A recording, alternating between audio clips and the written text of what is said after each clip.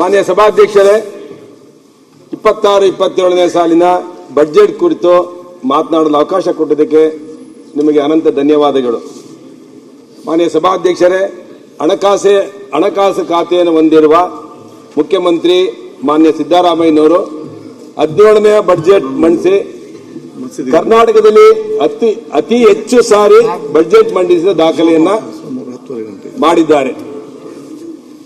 ಹಿಂದುಳಿದ ವರ್ಗದಿಂದ ಬಂದಂತ ಒಬ್ಬ ನಾಯಕ ಅತಿ ಹೆಚ್ಚು ದಾಖಲೆಯನ್ನ ಮಾಡಿರುವುದಕ್ಕೆ ನಾನು ಅಭಿನಂದಿಸುತ್ತೇನೆ ಕೂಡ.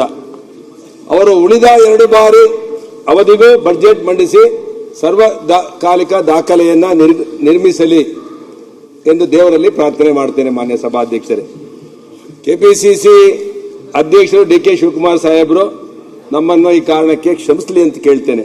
ಏಕೆಂದ್ರೆ ಒಬ್ಬ ಹಿಂದುಳಿದ ನಾಯಕ ಇಡೀ ದೇಶದಲ್ಲಿ ಅತಿ ಹೆಚ್ಚಿನ ಬಜೆಟ್ ಮಂಡಿಸಿದ ದಾಖಲೆ ನಿರ್ಮಿಸಲು ಅವರು ವಿರೋಧ ವ್ಯಕ್ತಪಡಿಸಬಾರದು ಅಂತ ಕೂಡ ನಾನು ವಿನಂತಿ ಮಾಡ್ತೇನೆ.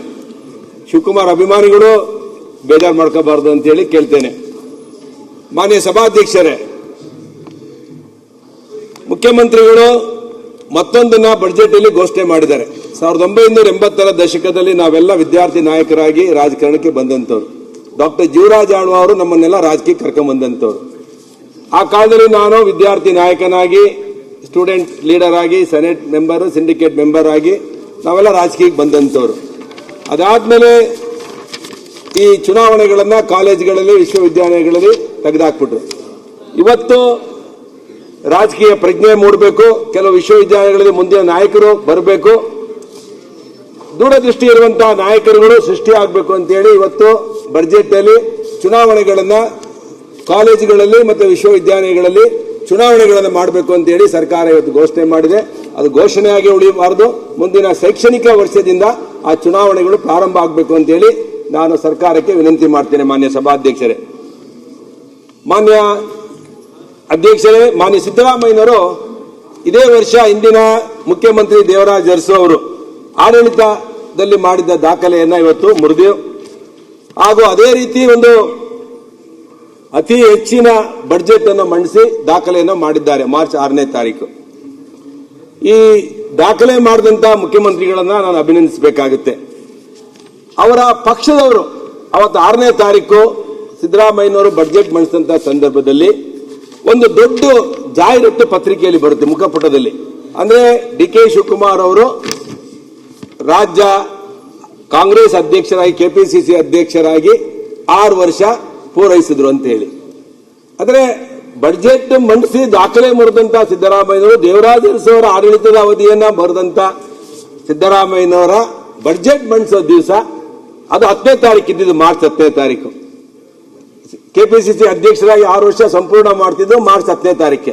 ಆದ್ರೆ ಬಜೆಟ್ ಮಂಡಿಸೋ ದಿನ ಕೆಪಿಸಿಸಿ ಅಧ್ಯಕ್ಷರಿಗೆ ಅಭಿನಂದನೆ ಸಲ್ಲಿಸುವಂತ ಒಂದು ದೊಡ್ಡ ಪುಟದ ಜಾಹೀರಾತು ಯಾಕೆ ಬಂತು ಅಂತ ಹೇಳಿ ನನಗೊಂದು ಆಶ್ಚರ್ಯ.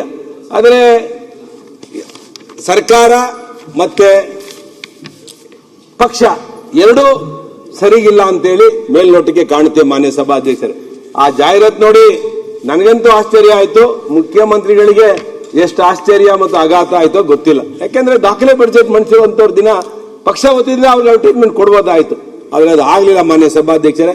ಆದರೆ ಸಿದ್ದರಾಮಯ್ಯನವರು ಮಾತ್ರ ಹೇಳ್ತಿರ್ತಾರೆ, ನಾವು ಮತ್ತೆ ಡಿ ಕೆ ಶಿವಕುಮಾರ್ ಅವರು ಹಾಲು ಮತ್ತು ಜೇನು ಇದ್ದಂತೆ ಅಂತ. ಆದ್ರೆ ಬಿಜೆಪಿ ಅದಕ್ಕೆ ಹುಳಿ ಹಿಂತೀರಾ ಅಂತ ಹೇಳ್ತಿರ್ತಾರೆ. ನಾವ್ಯಾಕೆ ಮಾನ್ಯ ಸಭಾಧ್ಯಕ್ಷರೇ ಹುಳಿ ಹಿಂಡೋದು? ನಮಗೆ ರಾಜ್ಯದಲ್ಲಿ ಮಾಡೋ ಕೆಲಸ ಸಾಕಷ್ಟಿದೆ, ಕ್ಷೇತ್ರದಲ್ಲಿ ಮಾಡುವಂತ ಕೆಲಸನೂ ಸಾಕಷ್ಟಿದೆ. ನಾವ್ಯಾಕೆ ಹುಳಿ ಹಿಂಡೋ ಕೆಲಸ ಮಾಡೋಣ? ಆದ್ರೆ ಇವರಿಬ್ಬರ ಸಂಬಂಧ ಎಷ್ಟು ಹದಗೆಟ್ಟೋಗಿದೆ ಅಂದ್ರೆ ಮಾನ್ಯ ಸಭಾಧ್ಯಕ್ಷರೇ, ಪರಸ್ಪರ ಒಬ್ರು ಪಕ್ಕದಲ್ಲಿ 45 ನಿಮಿಷ ಕೂತ್ಕೊಂಡ್ರು ಕೂಡ ಒಬ್ಬರೊಬ್ರು ನಗದಿರ್ಲಿ ಮುಖ ಗಂಟಾಕೊಂಡು ಕೂತಿರ್ತಾರೆ. ಒಬ್ಬರು ಮುಖ್ಯಮಂತ್ರಿಗಳು, ಇನ್ನೊಬ್ಬರು ಉಪಮುಖ್ಯಮಂತ್ರಿಗಳು, ಇವರಿಬ್ಬರು 2 ಜೋಡಿ ಎತ್ತಿದ್ದಂಗೆ, 1-2 ಸಮಾನವಾಗಿ ಆಡಳಿತವನ್ನ ತಗೊಂಡು. ಕ್ಷಣ ಕ್ಷಣದ ಸುದ್ದಿಗಳಿಗಾಗಿ ಫ್ರೀಡಂ ಟಿವಿ ಸಬ್ಸ್ಕ್ರೈಬ್ ಮಾಡಿ, ಲೈಕ್ ಮಾಡಿ ಹಾಗೂ ಫಾಲೋ ಮಾಡಿ. ಹೊಸ ಸುದ್ದಿಗಳ ನೋಟಿಫಿಕೇಶನ್ಗಾಗಿ ಬೆಲ್ ಐಕಾನ್ ಮೇಲೆ ಕ್ಲಿಕ್ ಮಾಡಿ.